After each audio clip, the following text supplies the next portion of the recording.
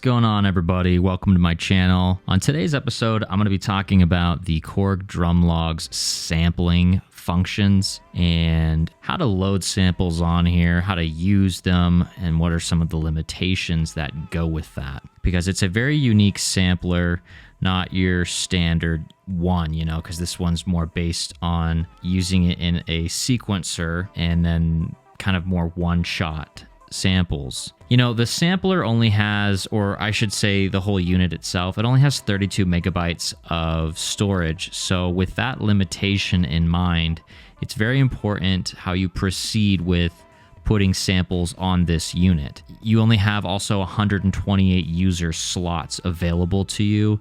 And what that basically means is you can only put 128 samples on here. So you got to be smart about how you do this and proceed, but yeah, you can maybe remove some of their stuff to make more space for yourself because some of that is already in use of the 32 megabytes, right? Let's go over 4 steps of how to put samples on here. And then at the end, we'll wrap up with like how to use them and what are some of the parameter controls involved with that, limitations, etc. Let me turn my camera on here. So the first step that you're going to want to do is plug in a USB-B cable. It's like a common printer cable, but it's used in synthesizers for connecting them to your computers. So yeah, the other end plug into your computer, this end plug into the Drumlogue, and you'll plug it into the host section. So now that you did that, the next step is kind of like a combination. You need to hold down the record button on the Drumlogue and then hold down the power button when turning on the Drumlogue, okay? So we'll do that now. And then you'll just let go. What this is doing is it's putting it in a storage mode, and it appears as a connected device on your computer so that you can access, its data. This is how you're going to put samples on here. So that is step 2. So step 3 is going to be putting the samples on there now. So now that you're on my screen, you can see here that I've kind of set up, and this just works for me. I've already created a folder I named Drumlogue Samples on my own computer, and then I just keep it all organized here so I know what number I'm on, I know the naming schema, etc. On my computer, you can see Drumlogue is right here as a location. If I open up another Finder window, this is on a Mac, by the way. I'm going to open up another one. This one's going to connect to the Drumlogue, and you'll see here there's a folder labeled samples. It has all the same stuff that I've got right here. It's right here. Okay, this is just, again, for my sake, and then I can also see what's on here. So what you're going to want to do, I've already got just a random sample right here, clap 22. A nice little piece of advice is I like to keep my samples within the KB range. That's the size. That's even smaller than a megabyte.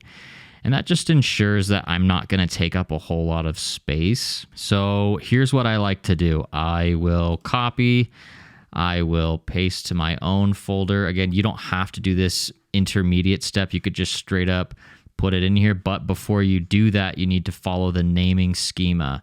The naming schema is a number, a name, and a name.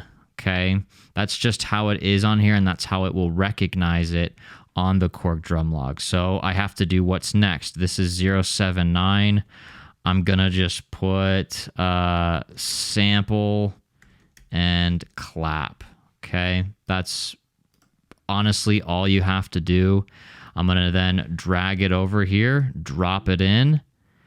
Now, that is step 3. All right, so the final step, step 4, is on the Korg Drumlogue. It says to press play when done.